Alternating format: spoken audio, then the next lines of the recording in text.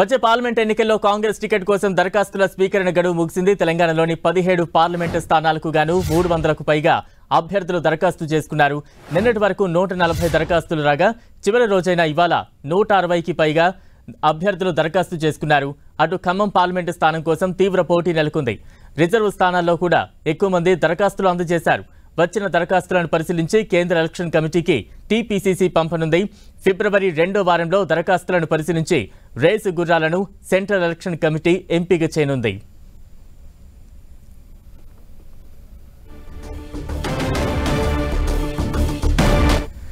తాజా అప్డేట్స్ అందించేందుకు మా ప్రతినిధి ప్రతాప్ సిద్ధంగా ఉన్నారు. ప్రతాప్, కాంగ్రెస్ పార్టీకి సంబంధించి ముఖ్యంగా పార్లమెంట్ ఎన్నికల్లో పోటీ చేయడానికి దరఖాస్తులు ఆహ్వానించడం జరిగింది. ఆ దరఖాస్తులు నేటితో కాసేపటి క్రితమే గడువు కూడా ముగిసిన పరిస్థితి ఉంది. పెద్ద ఎత్తున దరఖాస్తులు అయితే వచ్చినాయని కూడా కాంగ్రెస్ పార్టీ వర్గాలు చెప్తున్నాయి. ముఖ్యంగా దాదాపు రాష్ట్రంలోని 17 పార్లమెంట్ స్థానాలకు సంబంధించి దాదాపు 300కు పైగా దరఖాస్తులు వచ్చిన పరిస్థితి ఉంది. మొత్తం మీద ఈసారి కాంగ్రెస్ పార్టీ నుంచి టికెట్ కోసం అయితే పోటీ పడేందుకు పెద్ద ఎత్తున ఆశావాహులంతా కూడా దరఖాస్తు చేసుకున్నారు. ముఖ్యంగా కాంగ్రెస్ పార్టీకి సంబంధించిన ముఖ్యమైన నేతలంతా కూడా ఆయా స్థానాలకు అంతా దరఖాస్తు చేసుకున్న పరిస్థితి. ముఖ్యంగా ఖమ్మం సీట్ అయితే చాలా హాట్ టాపిక్గా మారింది చెప్పుకోవచ్చు.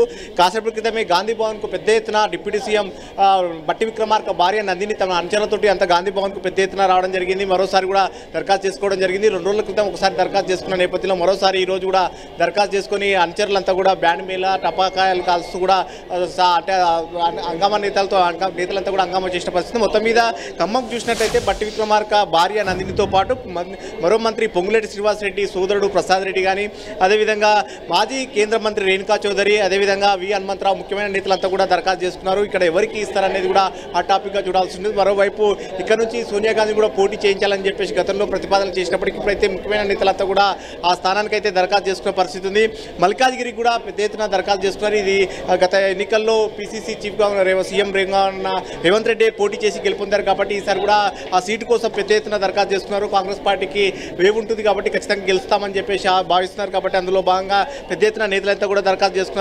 ఈ సీటు కూడా సర్వే సత్యనారాయణ, అదేవిధంగా సినీ నిర్మాత బండ్ల గణేష్, కప్లవాయి దిలీప్ కుమార్ ఇట్లా ముఖ్యమైన నేతలంతా కూడా దరఖాస్తు చేసుకున్న పరిస్థితి. సికింద్రాబాద్ కూడా సామరామోహన్ రెడ్డి యూత్ కాంగ్రెస్ సంబంధించిన కీలకమైన నేత సామరామోహన్ రెడ్డితో పాటు వేణుగోపాల స్వామి ఇట్లా ముఖ్యమైన నేతలంతా కూడా చాలా మంది కూడా దరఖాస్తు చేసుకున్నారు. సో మొత్తం మీద ఈసారి భువనగిరికి సంబంధించి కూడా చామల కిరణ్ కుమార్ రెడ్డి, తీర్మార్ మల్లన్న, కుమ్మం అనిల్ కుమార్ కూతురు ప్రియారెడ్డి కూడా అట్లా దరఖాస్తు చేసుకున్న పరిస్థితి ఉంది. నల్గొండ సీటు కూడా పటేల్ రమేష్ రెడ్డి, కందూరు జానారెడ్డి, విధంగా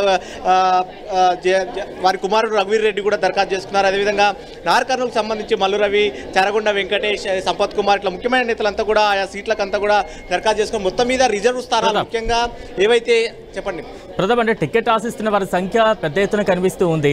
టికెట్ ఆశించి భంగపడ్డ వారు అసంతృప్తులుగా మారకుండా ఉండేందుకు ఎటువంటి కార్యాచరణతో కాంగ్రెస్ సిద్ధంగా ఉంది?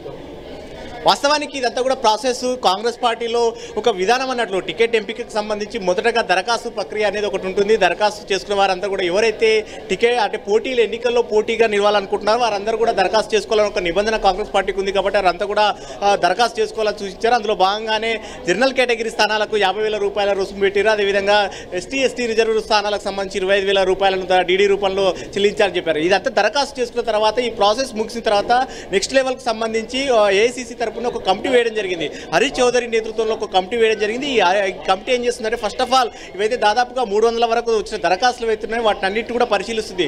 వీటిని ఒక స్క్రూటినీ చేస్తుంది. మన గత అసెంబ్లీ ఎన్నికలప్పుడు కూడా చూసాం. అసెంబ్లీ ఎన్నికలప్పుడు కూడా దాదాపు 119 స్థానాలకు 1016 దరఖాస్తులు రావడం జరిగింది. వాటి అన్నింటి కూడా స్క్రూటినీ చేసి కొన్ని కీలకమైన మాత్రమే సెంట్రల్ ఎలక్షన్ కమిటీకి పంపిస్తారు. ఇప్పుడు కూడా సేమ్ దాదాపు 17 స్థానాలకు సంబంధించి 300కు పైగా దరఖాస్తులు వచ్చాయి కాబట్టి వీటిని అన్నింటి కూడా స్క్రూటినీ చేస్తారు. ఈ రేపటి నుంచి అంతా కూడా స్క్రూటినీకి దానికి సంబంధించి కూడా ప్రధానంగా ఏదైతే హరీష్ చౌదరి కమిటీ ఉందో ఆ కమిటీ దృష్టికి వెళ్తాయి. ఆ కమిటీ వీటిని అన్నింటినీ కూడా స్క్రూటినీ చేసిన తర్వాత ఫిబ్రవరి 2వ వారంలో సెంట్రల్ ఎలక్షన్ కమిటీ భేటీ ఉంటుంది. ఆ భేటీకి కొన్ని మాత్రం పేర్లు వెళ్తాయి. వీటిలో అతి తక్కువ మాత్రమే ఎవరైతే పోటీదారులుగా అనుకుంటున్నారో ఒక స్థానానికి 2-3 స్థానాలు మాత్రమే రిఫర్ చేస్తూ కూడా వాటిని వడపోత కార్యక్రమం చేసిన తర్వాత అక్కడ పంపించే అవకాశం ఉంటుంది. అక్కడ పంపించిన తర్వాత అక్కడ మాత్రమే గెలుపు గుర్రాలను అంటే అక్కడ ముఖ్యంగా సర్వేలను కూడా చేసిన తర్వాత ఇక్కడ ఆయా సామాజిక సమీకరణలను కూడా దృష్టిలో పెట్టుకొని కొన్ని రిజర్వ్ స్థానాలు కానీ కొన్ని రిజర్వ్ స్థానాల్లో కూడా సంబంధించి కూడా ఆయా వర్గాలు ఉంటాయి. ఎగ్జాంపుల్గా మనం చూసినట్లయితే ఆదిలాబాద్ ఉంది అనుకో, ఆదిలాబాద్లో అక్కడ కోయ కానీ అదేవిధంగా ఆదివాసీకి సంబంధించి కానీ ఎస్టీలకు సంబంధించి లంబాడ సామాజిక వర్గం పోటీ పడుతున్నారు కాబట్టి ఎవరికి ఇస్తే